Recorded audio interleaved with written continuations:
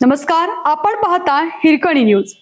Hirkani news प्रत्येक क्षण ताज्या घडामोडी आणि महत्त्वाच्या प्रत्येक बातमीसाठी नेहमी तत्पर. इराणचा कडक इशारा, आक्रमकांचे पाय कापू. अमेरिका इस्रायल तणाव तीव्र. मध्य पूर्वेत तणाव दिवसेंदिवस वाढत असून इराणने आक्रमक करणाऱ्यांना थेट इशारा दिला आहे. आपल्या भूमीवर कोणताही हल्ला झाला तर आक्रमकांचे पाय कापून टाकले जातील, असे इराणच्या लष्करांकडून स्पष्ट इशारा देण्यात आलाय. अमेरिका आणि इस्रायल सोबतचा संघर्ष अधिक तीव्र होण्याची चिन्हे दिसत आहेत. अमेरिका, इस्रायल आणि इराण यांच्यातील तणाव सध्या शिगेला पोहोचला आहे.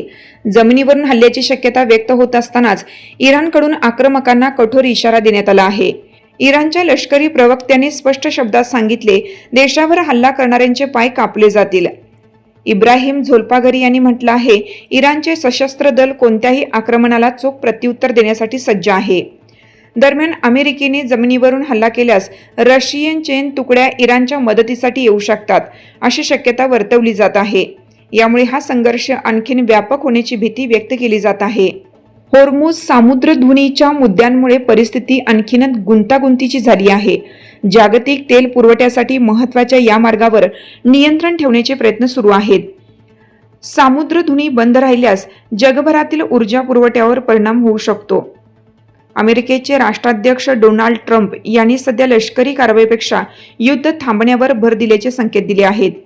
सामुद्रधुनी पुन्हा खुली करण्यासाठी मित्र राष्ट्राची मदत घेण्याचाही विचार सुरू आहे.